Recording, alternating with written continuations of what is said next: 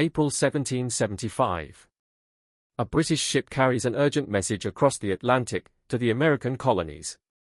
Britain's Parliament has passed a conciliatory resolution, a last-ditch effort by Prime Minister Lord North to avert conflict with the colonies. Now that resolution is en route to America. It is a 6-week voyage. By the time it arrives, the shooting has started at Lexington and Concord. Blood has been spilt. The war has begun. Lord North's conciliatory resolution is met with defiance in colonial assemblies and the Continental Congress. Its terms, which do not concede Parliament's right to tax the colonies, offer far too little, too late. The reply from Congress, written by Benjamin Franklin, Thomas Jefferson, John Adams, and Richard Henry Lee, is a litany of UN-redressed grievances. The Coercive Acts, the Quebec Act, Vice-Admiralty Courts, the list goes on. Negotiations are faltering, with fatal consequences. The fighting will continue, and is about to reach bloody new heights. June 1775. The main British force in America is in Boston, commanded by General Thomas Gage. He has been reinforced to 6,000 regulars. But he is besieged by 15,000 New England militia. These men are highly motivated and have proven capable in combat, but they lack discipline and ammunition. Prior to the arrival of their new commander-in-chief, George Washington, they are under the command of Artemas Ward, a sickly, 47-year-old militia officer, of limited experience. Nevertheless, under his direction, the militia have fortified the heights overlooking the Charlestown Peninsula. From these positions, cannon could target British ships in Boston's inner harbor. General Gage decides he must eliminate this threat, and decides to seize the heights. As a step to breaking the siege, it will be an opportunity not only to avenge British honor, tarnished by the shambolic retreat from Concord. As General Burgoyne points out, it will also allay any doubt that trained troops are invincible against any numbers or any position of undisciplined rabble. Gage orders Major General William Howe to make a frontal assault on Breed's Hill with 2,500 men. They are supported by naval ships, a floating battery of mortars, and cannon from Copp's Hill. But the attack does not go to plan. Protected behind fences and earthworks, the undisciplined rabble pours a devastating, close-range fire into the British ranks. General Howe orders a second attack. It meets the same bloody repulse. Hundreds of regulars fall. Some British units lose half their men or more. Spurred on by the leadership of John Stark, James Reed, and Joseph Warren, the Patriot militia are holding their ground. But they are running out of ammunition. The chain of command has broken down amid the chaos of battle. Hundreds of reinforcements mill about in confusion on Bunker Hill, while their comrades fight for their lives. When Howe launches a third attack on Breed's Hill, the militia finally break in the face of British bayonets. The Redcoats' fury as they storm the redoubt is terrible. A British lieutenant is shocked by the slaughter. I cannot pretend to describe the horror of the scene. 'Twas streaming with blood and strewed with dead and dying men, the soldiers stabbing some and dashing out the brains of others was a sight too dreadful for me to dwell any longer on. The British take the heights, but are in no condition to follow up their success. In what becomes known as the Battle of Bunker Hill, they have lost 200 dead, and more than 800 wounded. By contrast, Patriot casualties are around 450, but include the charismatic Joseph Warren, president of the Massachusetts Provincial Congress. A commissioned officer who'd insisted on fighting as a private soldier, he was shot down in the redoubt during the final assault, becoming a martyr to the cause. For the Patriots, the battle, though a defeat, is a major morale boost. They have stood their ground against British redcoats, and tested them to the limit. For the British, it is a lesson learned. The rebels' determination and fighting spirit must be taken seriously. As General Sir Henry Clinton remarks, a few more such victories would have shortly put an end to British dominion in America. They will not make the same mistake again. That summer, British authority across the 13 colonies begins to disintegrate. The governors of North and South Carolina, Virginia, New York, and New Hampshire have all been forced to flee their homes. Others resign, while in Connecticut, John Trumbull sides with the Patriots. Only in New Jersey and Georgia do British-appointed governors retain any control. The British have barely any troops in America outside of Boston. A fact which is underscored when frontiersman Ethan Allen leads a band of New Hampshire militia to storm Fort Ticonderoga, held by a skeleton force of just 48 redcoats. The so-called Gibraltar of North America falls without a shot fired, and the rebels seize 59 heavy guns from its arsenal. Yet, even now, there are those on both sides who seek a peaceful way out of the crisis. Moderates, like John Dickinson of Pennsylvania, who believes the colonies are too divided among themselves to survive without British protection. He foresees a multitude of commonwealths, crimes and calamities, centuries of mutual jealousies, hatreds, wars of devastation, till at last the exhausted provinces shall sink into slavery under the yoke of some fortunate conqueror. Some cling to a belief that King George III is sympathetic to their cause, but has been led astray by his dishonest and corrupt ministers. In July, at Dickinson's urging, the Second Continental Congress sends a new petition to the King. We solemnly assure your Majesty that we most ardently desire the former harmony between Great Britain and these colonies may be restored. Your Majesty's ministers, persevering in their measures, and proceeding to open hostilities for enforcing them, have compelled us to arm in our own defense. We, therefore, beseech your Majesty, to settle peace through every part of your dominions, with all humility submitting to your Majesty's wise consideration. It becomes known as the Olive Branch Petition. But it is beaten to London, by news, and maimed British soldiers, from Bunker Hill. In August, George III declares his American colonies to be in open rebellion. The British Empire begins to assemble its might, to reclaim the colonies by force. On the 2nd of July 1775, General George Washington arrives outside Boston to take command of the newly christened Continental Army. Until recently, he'd been living a relatively quiet life as a Virginia plantation owner and local representative. But his military experience from the French and Indian War, serving as a lieutenant colonel of militia, exceeds that of nearly any other American-born officer. Through an advantageous marriage to Martha Custis, he is also one of the richest men in America, with a natural air of authority. Dr. Benjamin Rush, a congressional delegate from Pennsylvania, observes, "He has so much martial dignity in his deportment that you would distinguish him to be a general and a soldier from among 10,000 people." On arrival, Washington discovers the Continental Army to be in a deplorable state. Many soldiers lack proper muskets, and ammunition remains in critically short supply. There are few cannon, or even uniforms. Supply and logistics are in shambles. Discipline is virtually non-existent. The camp is a jumble of tents, ill-placed latrines, and unfinished earthworks.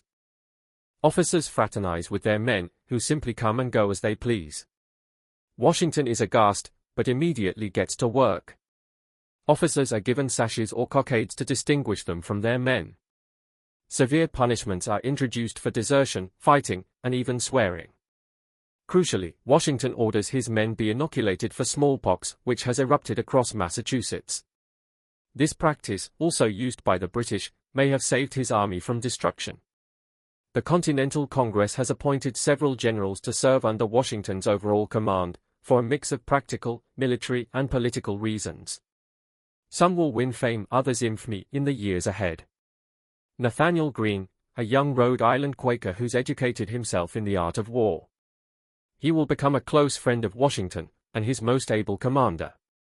Charles Lee, an irascible and arrogant career soldier, disillusioned with the mother country.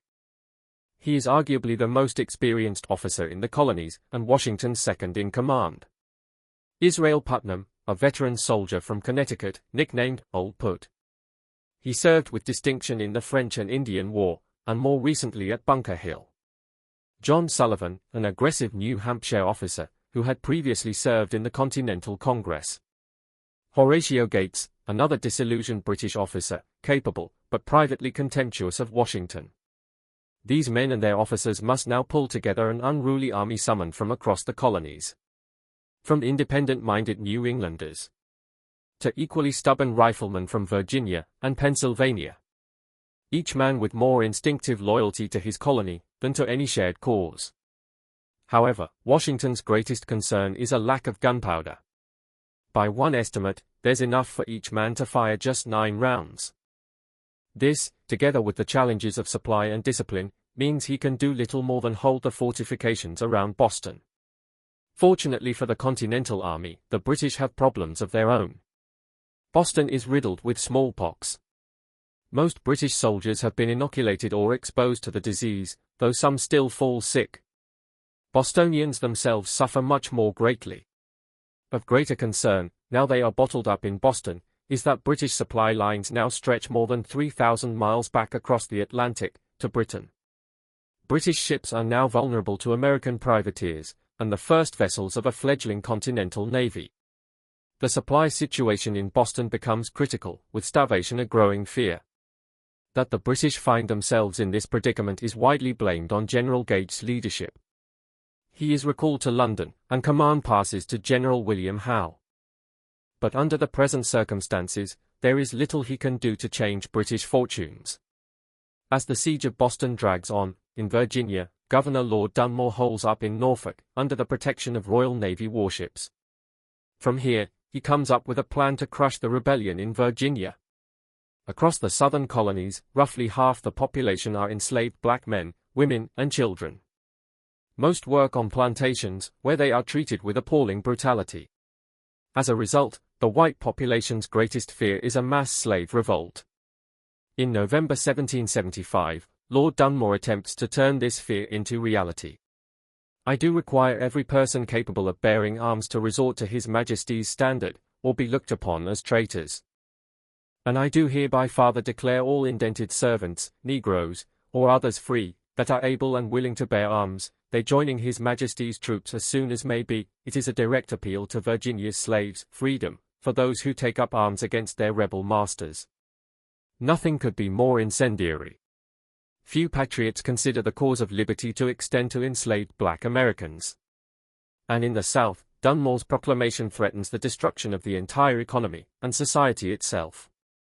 Without irony, patriots condemn Dunmore's promise of freedom as a violation of all law, justice, and humanity. To Washington, he is the arch-traitor to the rights of humanity. Within a month, 300 escaped slaves have reached Dunmore's base in Norfolk, where they form the new Royal Ethiopian Regiment. Thousands more will seek freedom behind the British lines before the war is over.